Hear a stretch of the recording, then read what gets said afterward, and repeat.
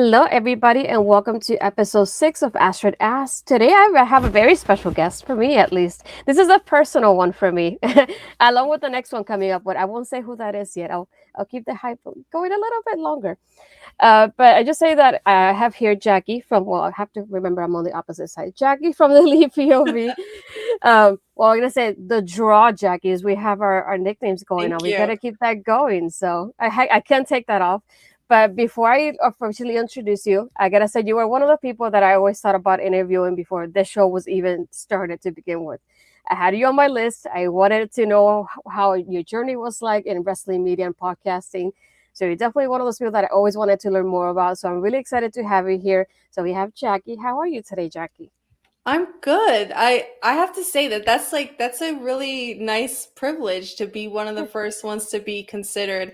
And I think, I talked with you briefly when you had originally asked me to be on the show that I was like, it's a cool thing to be interviewed by another female podcaster, another Boricua, another Latina podcaster. We got to do the representation. So, it's yes, it's a privilege. So thank you for having me. No, and I know I know a little bit about you because of your Twitter, but I figure we would dive in a little bit more into that. And we had so many community questions that it was amazing to think about. It was hard to pick which ones to ask you, but obviously I picked some that I know you will enjoy answering. So we're gonna get started with mine, and then we'll head over to the community questions that I got from Twitter, which is Sure. really exciting. I did wanted to ask you because I know you're a big fan, obviously, but how or when did you fall in love with FTR? Because I know you're a huge fan. How could you tell? Like, not that I came here with the shirt or anything like that. Um, so this is a good one actually because a lot of people will say that they became a fan of somebody when they see their in-ring work. But actually, I didn't become a fan of FTR until I saw an Instagram live that they did where they were promoting an auction that they were doing for the Black Lives Matter movement. They were doing a charity auction for that, and hearing them talk and talking about the cause that they were raising the money for, and just getting to see who they were behind the scenes as people. That's kind of how I become a fan, like a bigger fan of anybody really, is getting to see a glimpse behind the scenes of who they are as people, because to me that is something that I support more strongly. When I see that they're actually like good people behind the scenes, I'm like, okay, that kind of motivates me. Um and once I got a glimpse of that, it was kind of like, all right, you know what, let me pay attention. Because to be completely honest, I had kind of fallen off with wrestling a little bit during their time when they really hit their stride in NXT and in WWE, like on the main roster. So I didn't get to really experience them until they hit AEW. So yeah, it started there, and then I kind of paid more attention to what they were doing in ring when they got to AEW. And yeah, the ball went rolling from there, and it just never stopped. That's really cool. I never thought about it being in a way like that, but it's interesting to see it from that point of view. And it made me think about like even for your love for FTR because you got the opportunity to interview them not too long ago. So how did that come about, or do you have anybody else that you want to interview after having them? Because I imagine those the top of your bucket list is done out now. But do you have anybody that you're thinking about aside from them? Yeah, that one kind of fell into my lap in a really interesting way, because I had just put out a tweet and I said one day that I was going to interview them and the world was going to rejoice. Remember this tweet? And then Dax reached out to me and he was like, "Hey, yeah, we can make that happen. Just give me your email and we'll hook it up." And I'm like, if only everything else was that easy. Right. Because as I came to find out after the fact, because the first one was so easy, it seemed like after that it's like, oh wow, not everything else is gonna fall into my lap quite that quickly. That experience was phenomenal. It was a great way to kick things off as a podcaster. I had only been in podcasting for not even 4 months when I landed that interview, and they were great. But as far as people that I would love to interview, top of the list, Thunder Rosa. I Oh. have that's like my holy grail right now. She's somebody that I greatly admire, especially again for the representation factor of her being a strong Latina going out there and representing for the culture. And I would just love to be able to have a conversation with her, with everything that she's doing, not only in AEW, but what she's doing with Mission Pro Wrestling. Her Sunny Kiss is another one that I would love to have a conversation with. Again, talking about LGBTQ representation in wrestling, and someone that I would love to see more on television. Fingers crossed. We'll see. And then another random kind of one, but maybe it's a long shot. But if I ever got to interview Hangman Adam Page, that would be like, whew, that would just like blow my mind, because not only is he one of my favorite people to ever grace the AEW roster, but just again, another person who behind the scenes really stands behind a lot of the same beliefs that I have, and just an incredible talent. I would just love to, spend some time talking to him and really getting to pick his brain. So I know that's a long shot and it's dreaming big, but you asked, so Hey, go big or go home. We love our anxious cowboy in this house too. So heck yeah. I know I know how many events have you gone to now that you speak more about AEW, but do you have any events or anything like, aside from the interviews that we mentioned, but any events of like AEW that you would like to attend that you haven't gone to yet? I've had the opportunity to go to, I've gone to a few Dynamites. I've gone to AEW Full Gear, the first one they had back in Baltimore in 2019. I went to AEW Grand Slam and Arthur Ashe. My hope and our plan is, given, we don't even know where AEW All Out is going to be this year. We're like TikTok waiting on that announcement. The hope is that if it's going to be in Chicago, that is, something that I would love to attend. I would love to, one year be able to attend every AEW pay-per-view that they do. Just kind of like bounce around from event to event. But yeah, right now that's kind of like where I'm at. I'm a Jersey girl, so Queens is, a 45-minute drive. Yeah, right. With with traffic, it's like an hour and a half. But so when they come back to Arthur Ashe for Grand Slam this year, hopefully, fingers crossed, I'll be there. But yeah, I would love to go to more AEW pay-per-views for sure. Yeah, I haven't been able to go to any event from them yet, but I'm hoping in the future I can, because that's definitely on my list of to go at least one pay-per-view and one Dynamite, one Rampage at least. So yeah, it'll grow from there most likely. You definitely owe it to yourself if you have the opportunity to go, because it's, watching on TV and on pay-per-view is one thing, but to be in the live atmosphere, it's a whole different animal. And the fans are just like, they really create the atmosphere. So it definitely, if you get a chance, go. I did want to shift gears a little bit when it came to the topic. I wanted to pick your brain about this because, like I mentioned, even off air, we're both doing podcasting, but we will have different journeys. But it's nice to see that we're both doing the same thing. So I know you've been part of the Elite POV. So for those people that haven't seen it, what is the show about? What is it like? And how did you get started with the Elite POV? Yeah, our little signature DMD POV thing. So Elite POV, we always say our goal is to be a podcast for fans by fans. We're not trying to break news. We're not trying to be insiders or anything. We're just trying to give the fan perspective of, what we enjoy. We like to speculate on where we think storylines are going, what we like, what we think could be done differently about shows. But it's been a blast. And so how I got involved actually was back in September of 2021. I was asked to be a guest by two of my co-hosts, Phil Cataldo and Anthony DeStefano, for the AEW All Out prediction show. I had never done a podcast in my life. I was scared to death. But I had always wanted to do podcasting, but I never knew how to get my foot in the door. And they said, well, if you want to try it, this is an opportunity for you to sit in and just kind of, see what it's like. And I thought it was going to be a one and done situation. Sat in, gave my predictions, had fun with it. And then that was it. And once we got off the air, apparently they both said to each other, like, hey, do you want to talk after the show? And they're like, are you thinking what I'm thinking? And they both apparently said, like, that felt really great. There's a chemistry there. We think Jax is really good. What do you think about asking her to be a full-time third chair at the time on the show? And since they both apparently had the same idea at the same time, they then approached me and said, like, would you like to do this full time?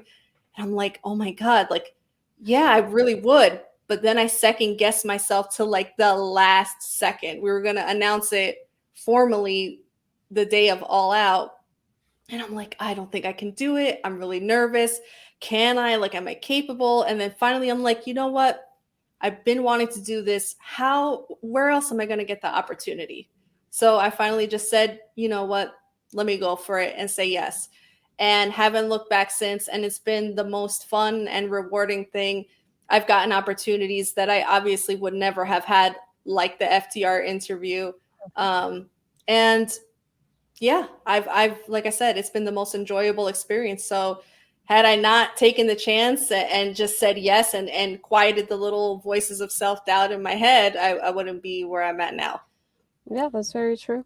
But how has it been your experience being the female voice in your show? Because just like you, I'm basically the female full time here in Love Wrestling. So I want to know what it's like for you being the only female in Elite POV as well. It's interesting. I always say, like, and this is probably going to date me a little bit. I don't know if anybody's going to get this reference, but I call it the Smurfette syndrome, where it's like you are literally the only female in the entire panel. So the great thing is that they never treat me any different. Like, I have three, because like when it started, it was two other guys, and now adding Kyle Masters to the fold, there's three other guys. They've never treated me like anything other than one of the team, not one of the guys, just one of the team. So I've never felt any pressure any way from them. They've been incredibly supportive. So that part of it is great. There is an additional pressure, and maybe you can echo the sentiment here. Being a woman in this type of media, I feel that you have to be twice as knowledgeable as your male counterparts to get half the respect from your audience. Because if you even trip up remotely, suddenly you don't know what you're talking about. You don't respect the product, and I think that that's something that a lot of women in wrestling media have to deal with. Now, I'm obviously not anywhere near on as large of a scale as some other women in wrestling media. But the fact remains is that, you feel a different sort of pressure to be better, to excel. Sometimes there's even the pressure of feeling like you have to look a certain way, that you have to present yourself a certain way, act a certain way in order to be taken as credible. And like I said, thankfully, I have a very supportive, team. Our audience has been incredibly supportive and uplifting.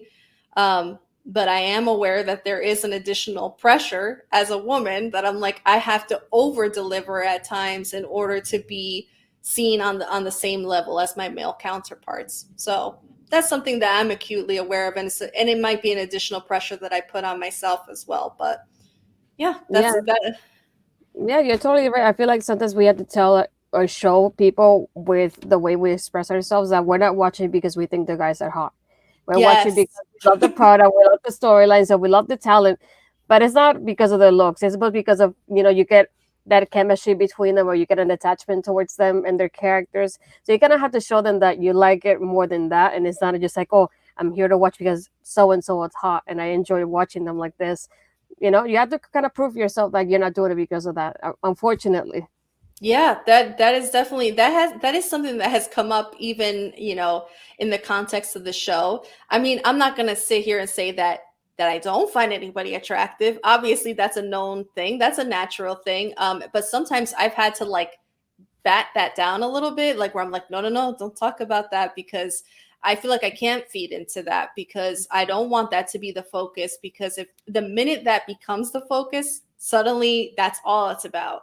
And it takes away all of your credibility. Whereas I feel like for your male counterparts, they have a little bit more flexibility to kind of get away with that kind of thing and not have that be questioned for them.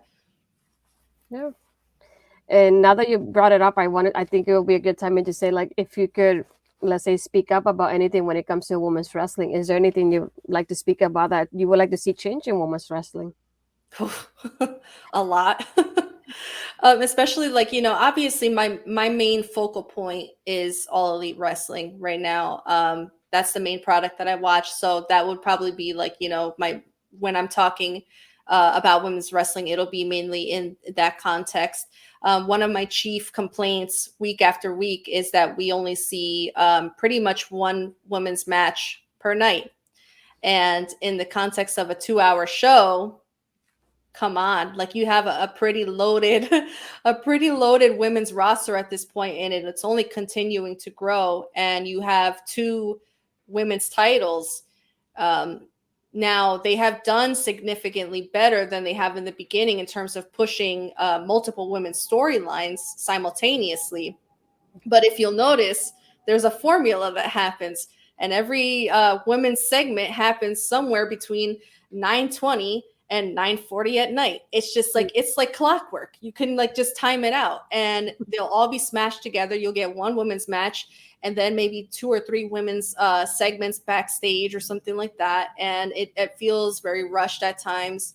I'm not going to say that there hasn't been improvement, but it can come a much longer way.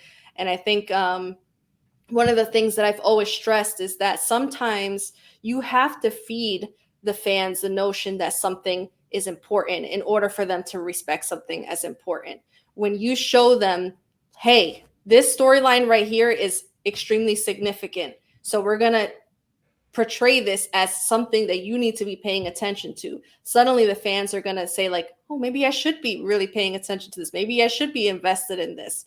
And you kind of have to plant those seeds for them. If you always treat it as an afterthought, the fans are going to always receive it as an afterthought. So I think the more time and effort that you invest into really building up the division, put a women's match in hour 1. Open the night with a women's match. Put Thunder Rosa in the opening segment, as your women's champion. Something along those lines. There are just little things and changes that can be made to the overall flow of the show that can really make it feel like, okay, the women's division is a major part. There have been improvements, but like I said, I think there's still a long way to go. Yeah, I totally agree. You said everything that I've been saying for months now, and I'm just like, every time I do the show on Voices, I'm like, come on, TK, you can do better than this. I don't mind what you've been doing, but there could be more improvements done. So definitely, I agree with you on that. Yeah. But now that you talk about it, because you mentioned that you love FTR, but I don't know, like before FTR, did you have anybody or any wrestler that inspired you to get into wrestling though?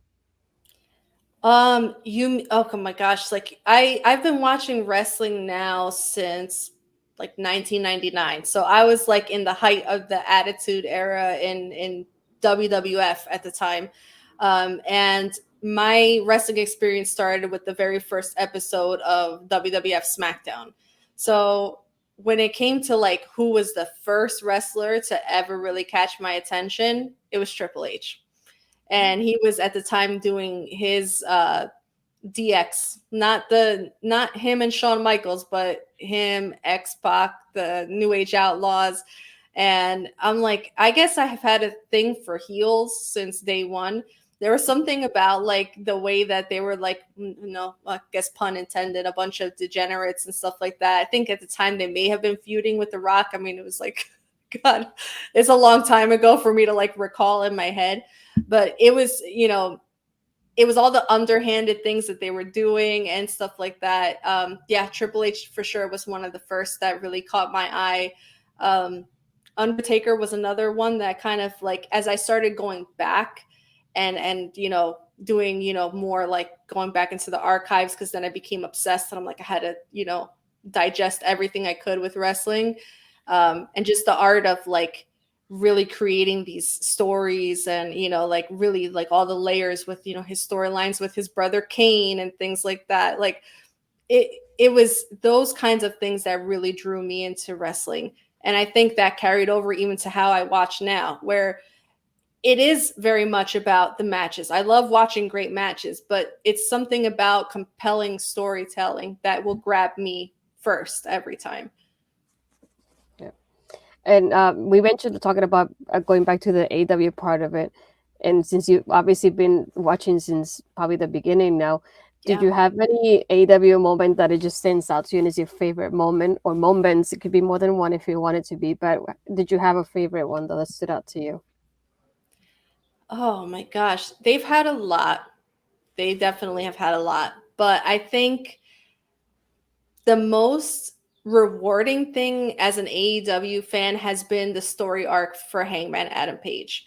Um, because you're right, I have been watching like literally since day one of the inception of AEW. And I think that his story has been the richest, again, going back to the storytelling and planting all those seeds about how he is a man who wrestles with anxiety and insecurities, and he's trying to establish himself amongst all of his very successful friends and trying to find his place. And I've always found his story to be very human and very relatable, and seeing him like finally get to that pinnacle and beating Kenny Omega for the for the heavyweight titles. I'm getting goosebumps. I'm such a nerd.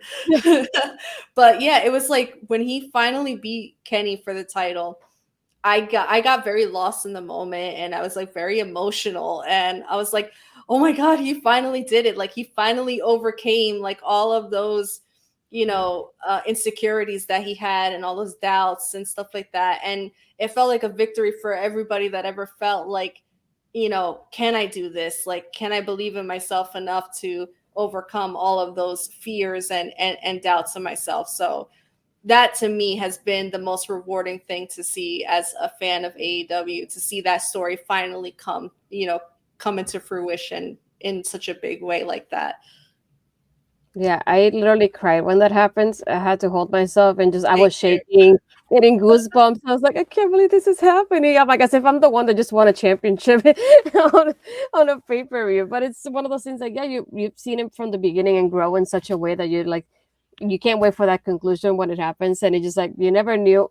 Like in AW, you kind of know that will happen, so you kind of knew this was happening sooner or later. But even seeing the moment, it just doesn't take away, no matter how predictable it could have been, it doesn't take away from that moment and how incredible it was to watch it. Yeah, I mean, it's like you get smart enough after a while that you think that there's a formula where you're like, okay, well, I think that this is the moment. You kind of feel like you can predict it, but nothing ever really prepares you because you think like there's that reasonable doubt, like, well, what if they swerve us? Like, what if this isn't the moment? Like, and I think no, I was at a party that night and I was like, I'm gonna miss part of Full Gear, but I don't care what I have to do. I will walk out of this party if it means that I get home in time for the main event, because there is not a single way that I'm gonna miss seeing Hangman potentially take the title. It was that big of a deal to me. Yeah. I wanted to head over now to the community questions we got from the tweet when I announced that you were going to be on here. So the first one I got is from Justin. He had two for you. The first one's like, what initially made you come out of your show and join the Elite POV? Um, yeah, like I had kind of alluded to earlier, it was an opportunity that I had wanted for quite some time, and it was something that I really had to, again, wrestle with those, doubts about like, can I do this? Is this something that I'm capable of? And eventually just say, if you want something bad enough, you're going to make it happen. And you kind of have to get out of your own way and, accept the opportunity when it's given to you and understand that sometimes it's, as corny as it sounds, is fate. And, those chances don't always come, and if you say no, there's not a guarantee that that opportunity is going to come again. So it was just a matter of saying, you know, to hell with worrying about, whether it's going to work out or not. The only way I'm going to find out is if I try. So that was, trial by fire, and just go for it. Yeah, and for Justin's second question, he said, any advice for the people who want to get into podcasting? Yeah, I would say you have to really know what you're trying to do with it. If you're just trying to have fun with it, by all means, go for it. Enjoy it, and just have fun. If you're trying to build a brand, understand it is a lot of work. It is literally going to be like another full-time job, and you're only going to get out of it what you're willing to put into it. And there are going to be times where you're going to bust your butt, and you might not see the rewards immediately, and it's going to be frustrating, and it's going to be hard, and it can take the wind out of your sails really quick. But if you really, really want it and you're really passionate about it, just keep fighting for it. But yeah, it's I learned really quick. It takes a lot of work and a lot of effort, but you're only gonna get out of it what you put into it. So that's my main advice. This one next is from Maggie. I think it could be a tricky one based on one you mentioned earlier, but she said, what made you fall in love with FTR's tag team magic, and what is your favorite match they had from WWE? Oh man, I think part of it is that they don't have to do anything overly flashy to catch your attention. They're very much a team that focuses on the basics and the fundamentals. They spent a lot of their career being a heel tag team, so they are very unselfish. I feel like they always put their baby faces to shine. They never made it about them, and I think that that's why for a long time people kind of slept on them, because they always thought like, oh, they're not charismatic, they're kind of boring, they're this, and it's because they always took the attention off of themselves and put it on the faces, because that's what you're supposed to do, psychology wise. um and just overall, like they're so talented in the ring. I really can't say enough. Like I could be here forever to put them over for what they do out there. And as far as like their like my personal favorite WWE match for them, it would be the NXT Takeover Toronto 2 out of 3 falls against DIY. The next one I had is from Nathan. He said, what has been your favorite match to review since you started podcasting? Oh, okay. There's been a lot, but surprisingly, it's not an AEW match. It is an FTR match, but it's not an AEW match.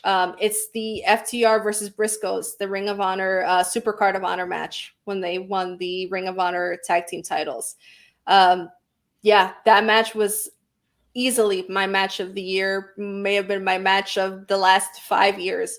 Incredible match. It was a very rewarding experience to be able to witness it, and I wish I could have been there live for it, but just talking about it, I got very emotional. It was a lot of fun to talk about it, and it was to the point where the guys literally backed away from their mics. So like, we don't even need to talk about it. Just let Jacky go. She'll say everything that needs to be said, and she'll say it better than we could say it. So yeah, that was a really great one to talk about.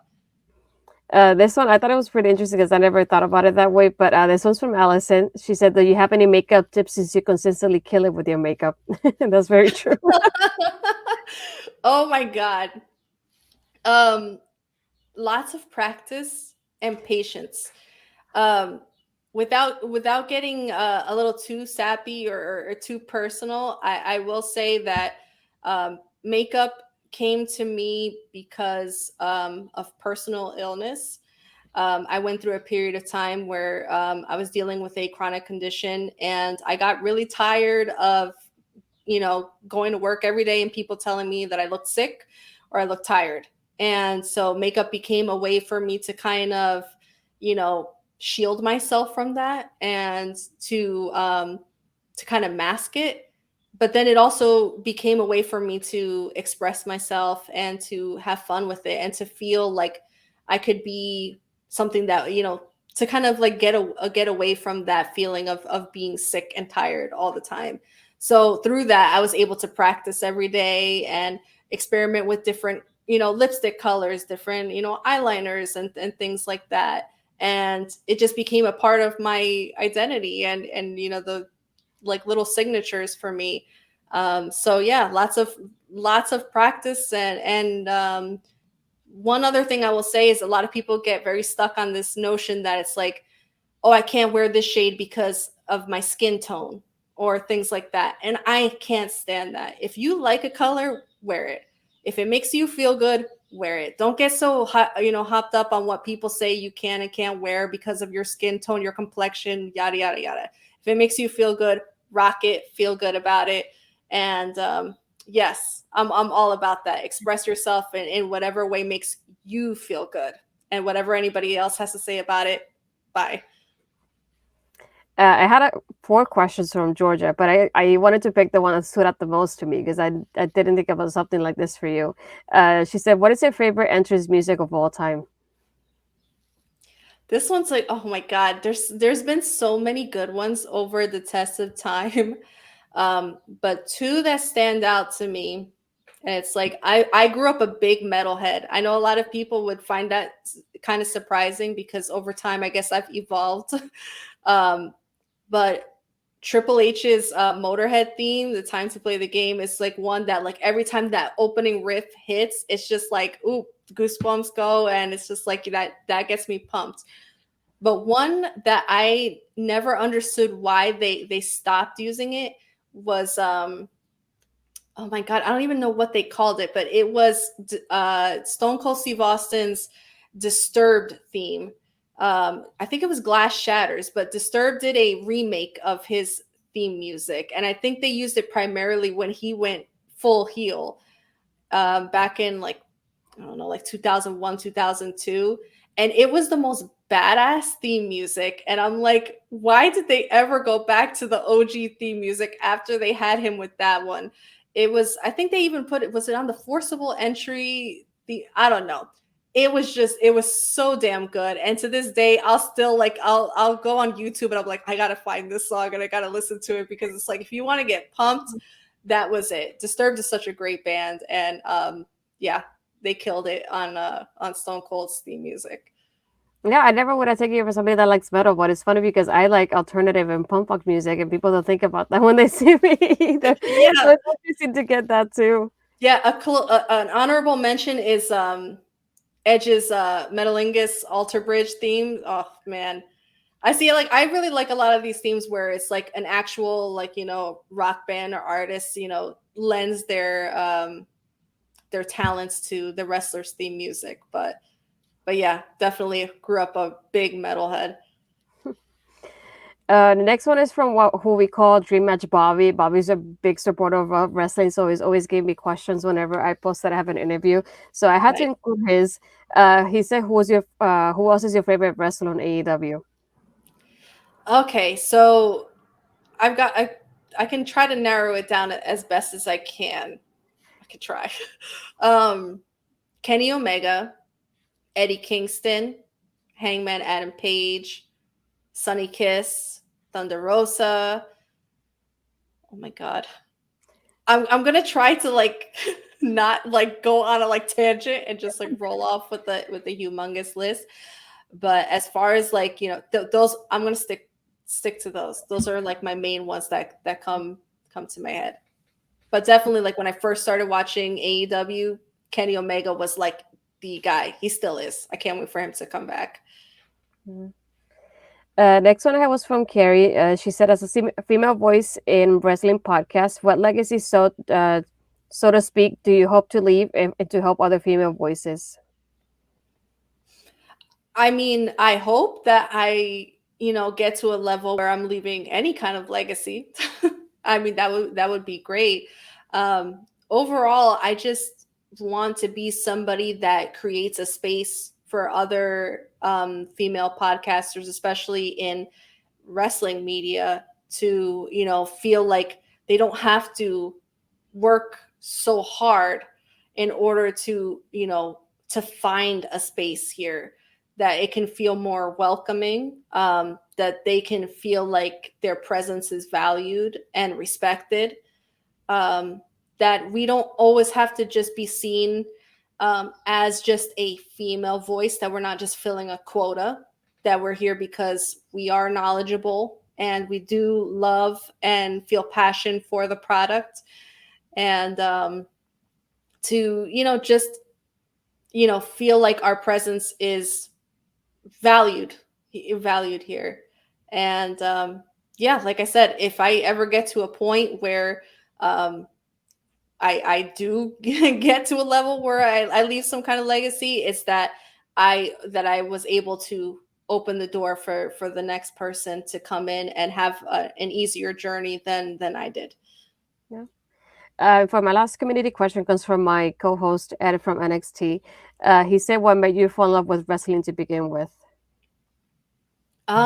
Yeah, I think it just goes back to it's the over the top theatrics of it. It's the best of all worlds. You have the athleticism that comes with it. It's, some people like to equate it to a live action soap opera, because there is, all types of drama. There's sometimes romance involved in it. It's just there is no other form of entertainment like it. You're not gonna, like, when people try to that are trying to get into it, ask me like, well, what is it like? There's nothing to compare it to. It's just its own entity. It's so rich in many different layers of entertainment. I can't really describe it. It's a lot of fun. And I think that from the very beginning, because I hated on it, my cousins were into it. I thought it was the dumbest thing ever. And then when I finally sat in front of the TV and I'm like, oh my God, like it took like not even a half an hour for me to be completely sucked into it, because it just really is that compelling. And yeah, so from all of the storytelling and that aspect of it to the phenomenal talents of the people that are in the ring, it's just, there's nothing like professional wrestling. Yeah. And before I let you go, I want to know where everybody can find you and maybe the schedule that you guys have for Elite POV so that people can check you out whenever you go live as well. Sure. So my personal socials, you can find me on Twitter at LoveYouMake24. You can find me on Instagram at Jax the Draw POV.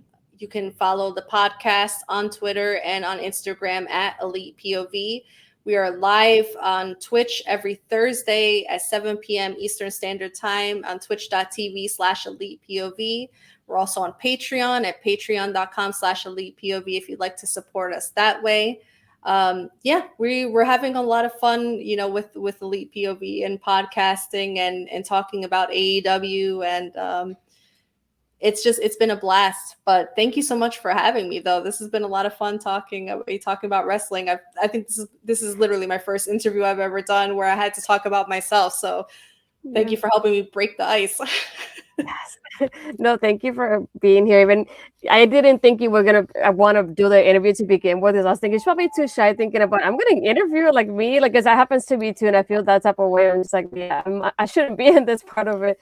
But you, like I told you before, you're one of those people that I thought about from the beginning that I wanted to get to know better, and I thought this was a good opportunity for not only the Love Wrestling community to get to know you, but your community and the wrestling community as a whole. So I really want to thank you for being on here and for being who you are, because I love your Twitter account, how positive you are when it comes to anything wrestling and how you and your beliefs and everything. So it's nice to get to see you in this aspect of it now. But yeah, I appreciate you coming on. As she said, follow the Elite POV on socials and follow her too, because she's incredible what she's doing. And I know she's one of those people that you want to follow her whenever she does anything. So make sure you follow them and check them out. So yeah, this is it for episode 6. As you all know, you'll see more about the next one. It'll be coming up hopefully sometime soon. I'll be filming it next week with somebody really special for me as well, aside from Jacky, that I had in mind for a while now. So I'm really, really excited to do that. But yeah, we'll see you next time. Bye.